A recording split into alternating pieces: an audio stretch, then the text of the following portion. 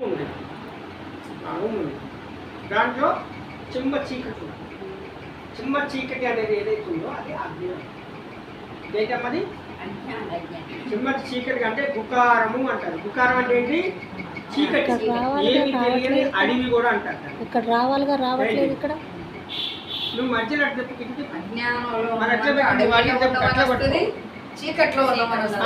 కాబట్టి ఆ యొక్క చీకటిలో ఆ చీకటి అంతా కూడా అజ్ఞానం అంటారు. కాబట్టి చీకటిని అజ్ఞానం అంటారు. దాన్నే గుకారము అంటారు. గుకారం అంటే ఏంటి? చీకటి.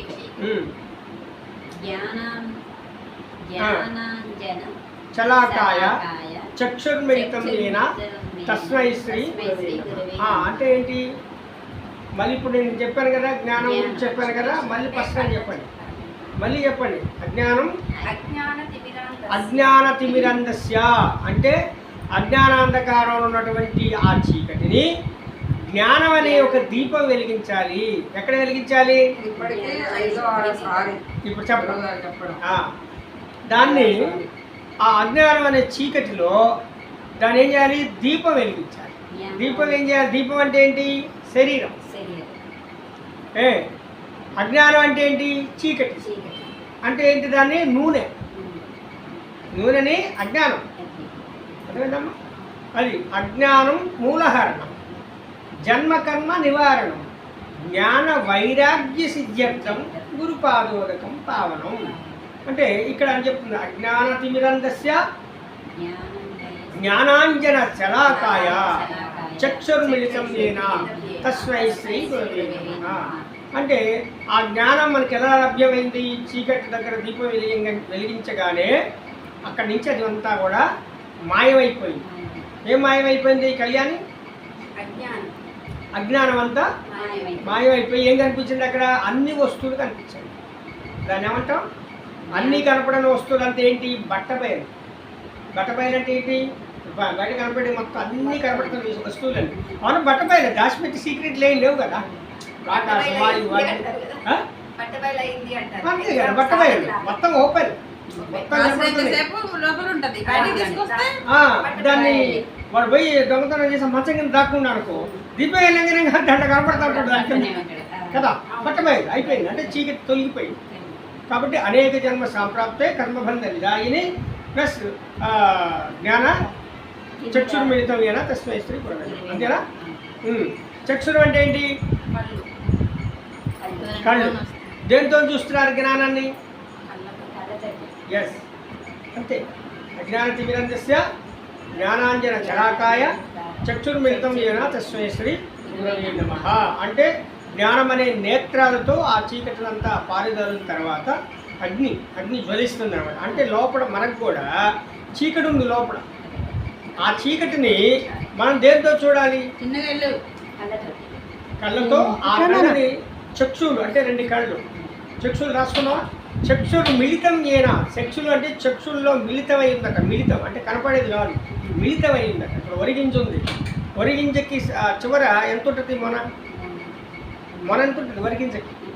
సార్ చూసే అనుకున్నాను, సూక్ష్మంగా ఉంటుంది ఆ మొన.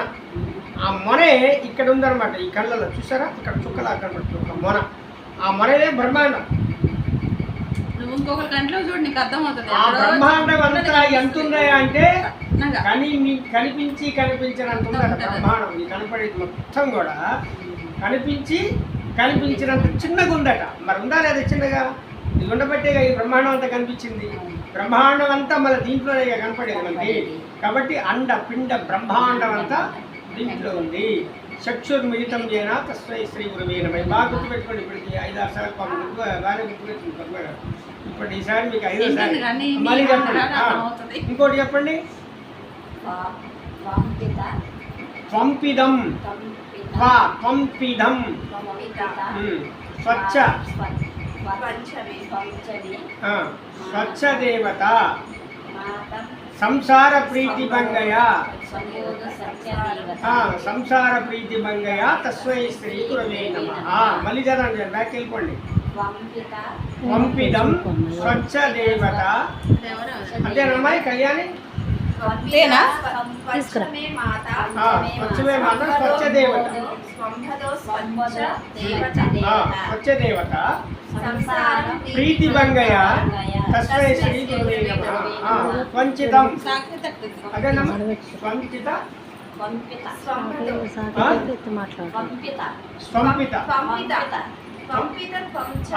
త్వంపిత స్వచ్ఛ పంపిద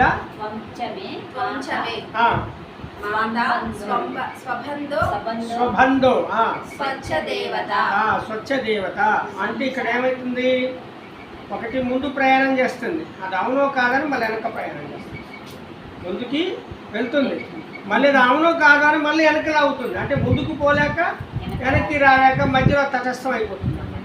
సంసార ప్రీతిభంగయా తస్మై శ్రీ గురువే నమః. స్వచ్ఛ దేవత సంసార ప్రీతిభంగయా. సంసారం ఏంటి, మనం ఏమనుకుంటున్నాం అంటే ఇల్లు గడవటం, భార్యాభర్తలు పోషించుకోలేక దుఃఖంలో వండుకోవడం, ఇదే సంసారం అనుకుంటున్నాం. కాదు, ఈ వేదం అలాంటిది, ఇది సంసారం. ఏది ఈ జ్ఞానబోధ అనేది అంత ఆషామాసిగా దొరికేది కాదు, అంత ఆషామాసిగా అర్థమయ్యేది కాదు, అంత ఆషామాసిగా సముద్రాన్ని ఆయన తెలుసుకోవచ్చు, కానీ ఈ వేదం అంత తొందరగా అర్థమయ్యేది కాదు అన్నారు. దాన్ని ఏం చేశారంటే మోటుగా సంసారం అని మన కుటుంబాన్ని పెట్టారు. కానీ అది కాదు, సంసారంలో ఎంతోమంది దాంట్లో వృత్తున్నలు అయిన వాళ్ళు ఉన్నారు, ఈజీగా నవ్వుకుంటూ సరదాగా. అట్లా వేదాంతం లోతు ఎక్కువ అనమాట. వేదాంతం అనేది సముద్రంతో పోల్చి సంసార ప్రీతిభంగయా తస్మై శ్రీ గురవే నమః అంటే నువ్వు తెలుసుకొని సంసారాన్ని కూడా ఈదచ్చు, కానీ ఇది ఈదాలంటే కొంత టైం పడుతుంది. సంసార ప్రీతిభంగయా, సంసారం మీద బాగా ప్రీతి ఉంటుంది. ప్రీతిభంగయా అంటే ఏదో ఒక రోజు దాన్ని పక్కకు పెట్టాలి, నువ్వేం చేస్తున్నావో ఆలోచించాలి. సంసార ప్రీతిభంగయా తస్మై శ్రీ. ఇంకోటి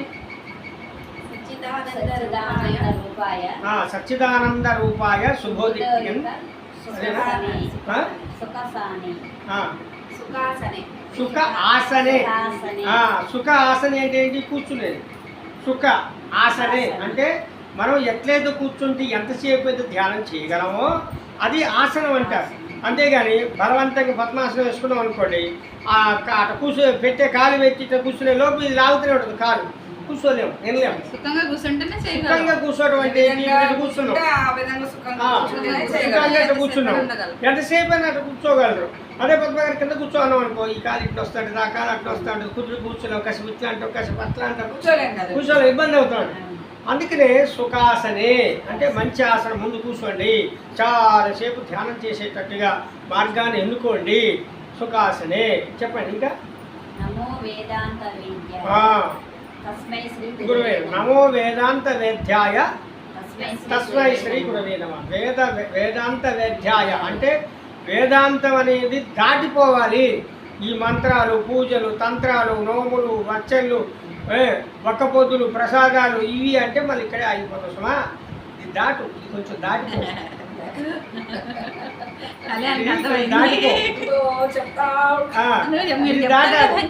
దాటకపోతే ఏమైందంటే నువ్వు ఇంకా ప్రసాదంలో ఉంటావు. ఏంటోదిరా కట్మాల వచ్చిందా నీకు, కట్మాల అలా చదువు అని అంటే ఆ కట్మాలలో పోవాలి. ఏంటి సేవకు పోతే సేవకు పోవాలి, పోతే అమ్మ అర్చన చేయవా అంటే ఆ పసుపు హోమాలు గీమాలు అంటే మళ్ళీ అక్కడ ఆగిపోతాం. అందుకనే దాన్ని దాటాలి. దాటితే ఏంటి, ఇవన్నీ నీలో పెట్టుకుని నువ్వు ఇక్కడ ఎందుకమ్మా, నువ్వు రాకముందు ఓకే ఇక్కడే ఉండు, దీనికి రాకముందు నువ్వు అక్కడ ఉండాలి, అది గొప్పదే. కానీ నువ్వు ఇలాగ వచ్చిన తర్వాత దానికన్నా గొప్పది ఇది. ఎందుకంటే ఇవన్నీ దాటి ఇప్పుడు ఎందుకు చెప్తున్నావు, స్వమేవాహం ఆత్మ నివేదనం. మనకేం చెప్తుంది, అందరికన్నా ఏం చెప్తుంది, ఏది గొప్పదయా అని మనకి వేదాల్లో అడిగితే ఆత్మ నివేదన గొప్పదని చెప్తుంది. స్వమేవాహం ఆత్మ నివేదనం అంటే ఆత్మ నివేదన ఏంటి, భగవంతుడి మనసులో నామస్మరణ చేసి ఓ భగవంతుడా నీవు లేని చోటు ఎక్కడా అట్లా. కాబట్టి అంతటా వ్యాపించినటువంటి భగవంతుడా అది నాలోనే ఉన్నావు, నాలో ఉండి ఆకలు అంటున్నావు. ఏమి ఆకలి వేయాలంటే ఏదో ఒకటి ఇంత పిండాకాడు ఉంది అని ఆ పిండాకాడు నోట్లో ఏంగనే హాహాహా అని నవ్వుతున్నావే, అదుగో భగవంతుడా. తృప్తి పడి మాట్లాడుతున్నాడే అది భగవంతుడు. అంతే తప్ప పంచపక్ష పరవన్నాలు 108 రకాల పరవన్నాలు ప్రసాదాలు తయారు చేసి ఆ కొయ్య బొమ్మను అక్కడ పెట్టి తిను తిను అంటే ఏం తింటారు చెప్పండి? కృష్ణుడు బొమ్మ కాడ ఏం తింటారు చెప్పండి? ఎన్ని ప్రసాదాలు 108. వాళ్ళు చేసి పెడతానని నాకైతే నమ్మాలి. మరి నిజమే కదా. రేపు ఇప్పుడు కొయ్య బొమ్మను తెచ్చి ఏ పుట్టిన ఒక్క పలుకున ప్రసాదం నా దేవుడు తింటాడా? కాబట్టి కొయ్య బొమ్మను తెచ్చి కొట్టినా పలుకున విశ్వదాభిరామ వినరమేమా అంటే మనం అక్కడ పెడతాం. పెట్టి తిను తిను అంటే తినగలరా? ఆ 108 ప్రసాదాలు నువ్వు ఒక్కటి తిన్నా నా ఆస్తి అంతా రాసిస్తానంట. ఎవరు మాట్లాడాలి? ఎందుకని తినాల్సిన దేవుడు నువ్వు. దేవుడే ఇక్కడ కూడా ఉందండి. స్వయంగా తీర్థం ప్రసాదం దేవుడు కాడ పెడతాం. అది మరి ఏమంటాం? మళ్ళీ పూజ చేసిన వాళ్ళు కొద్దిగా తీసుకుంటేనే ఆ దేవుడు Yes, ముడుతుంది. అంతే కదా. మరి ఎందుకు అది? ఇప్పుడు ఆ హోమం తీర్థం చేసాం తీసుకోవాలి. ఈ ప్రసాదం తీసుకుంటేనే ఆ దేవుడు మీరు ముడుతుంది. అంటే సత్యవ్రతం చేశారు ఇందులో కదా, ఉన్న దేవుడు మీరు తినడమే. ఫస్ట్ మీకు పెట్టిన అర్థం తర్వాత కాదు. ఆయనకి పెట్టండి అంటారు. అంటారా లేదా? అప్పుడే కదా సంతృప్తి. మరి అప్పుడే సంతృప్తి అయినప్పుడు మరి ఆయనకి కదా పెట్టాల్సింది కదా. అదే ఇక్కడ మనం తెలుసుకోవాల్సింది ఏంటంటే ఇవన్నీ ఈ ఆదిశంకరాచార్య చెప్పినా అదే, అద్వైత భాస్కర్ ఎవరు చెప్పినా అదే. చెప్పినా అదే. మనం అర్థం చేసుకోవాలి. వాళ్ళు మనం చెప్పింది అర్థం వినడం కాదు, చేసుకోవాలి. అది ఎక్కదు. ఫోన్ వస్తుంది ఇప్పుడు. వచ్చినా మనం ఏం అర్థం కాదు. చేసుకుంటేనే ఎక్కుతుంది అది. మనం కాబట్టి ఆలోచించాలి దాని దాన్ని. గురించి ఏంటి? మనం జిజ్ఞాస ఇది చెప్పేది పెట్టాలి. నిజమా ఆ కాదా? జిజ్ఞాస ఏంటంటే నుంచి ఇంకా ముందుకు మనకి పోవాలి. ఎక్కుతుంది. ఇంకా చెప్పు. నిరాకారం. నిరాకారం నిస్పంచకం అంతేనా? నిరాకారం నిరాధారం ఉమ్. శిశండం నిస్పంచకమా? అంతే గురూజీ. నిరాకారం నిస్పంచకం అంతేనా? ఉమ్. ఇంకా నిరామయం, నిరాడంబరం, నిరాడంబరం నిరామయం అంతేనా? నిరాకారం నిస్పంచకం అంటే నిరాకారం అంటే ఏంటి చెప్పండి ఒక మాట. నిరాకారం నిరాకారం, ఆకారం లేదు. ఆ? ఆకారం లేదు. ఎస్, 100కి 100 మార్కులు. నీకు కూడా అంతే, 100కి 100 మార్కులు. ఎందుకంటే నిరాకారం ఇప్పుడు ఈ కనపడేదంతా ఆకారం. మీకు కనపడేది మన చుట్టుపక్కల కనపడేది మొత్తం ఆకారం అనే కదా. ఇప్పుడు నేను ఒక ఆకారం, పద్మగారు ఒక ఆకారం, ఈ పద్మగారు ఒక ఆకారం, ఇక్కడ కూర్చోలంతా ఒక ఆకారం. నిరాకారం అంటే ఏమి నువ్వు కూర్చుంటావు ధ్యానంలో, ఇక్కడ కూర్చుంటే నీకు అక్కడ పక్కన ఏముంది నీకు ఏం తెలుసు? ఏం లేదు. నీ మనసు అంతా నిరాకారంలో ఉంటుంది. నిరాకార నిర్గుణుని చూడమన్నాడు. నిరాకార నిర్గుణుడు. నిర్గుణుడు అంటే పరమాత్ముడు నిర్గుణ బ్రహ్మగా కనపడుతున్నాడు. ఆయన చుట్టుపక్కల ఏమీ లేదు, ఆయనే తేజస్వరూపుడుగా కనిపిస్తున్నాడు అనమాట. నిరాకార నిర్గుణ పరబ్రహ్మ స్వరూపుడు, ఆయన అవ్యక్త బ్రహ్మ. ఆహా, ఎంత చక్కగా ఉన్నావు తండ్రి, ఇదంతా నేను అనుకున్నానే, నాలో ఇంతుందా అని అప్పుడు నీకు జ్ఞానం. నిరాకార నిస్పంచకం నిరాడంబం. ఆకాశం. నిరాడంబం. నిరాడంబం అంటే ఏంటి అంతేనా? నెక్స్ట్ పదం అదేనా? నిస్పంచకం నిరాడంబం. నిరాడంబం అంటే ఏంటమ్మా? నిరాడంబం. ఆడంబరాలు లేకుండా. నిరాడంబరంగా. ఎందుకంటే ఇప్పటిదాకా పట్టు చీరలు నగలు ఇవన్నీ వచ్చాయి. ఎప్పుడైతే నిరాడంబర ధ్యాన ముద్రలోకి వెళ్ళిపోయావో, నిరాడంబరం నీ బట్టలు అసలు లేవో నీకే తెలుసు. అసలు ఈ శరీరమే నువ్వు కాదు, ఈ శరీరమే నువ్వు కాదు. కానీ అప్పుడు నిరాడంబరం ఏమి లేదు.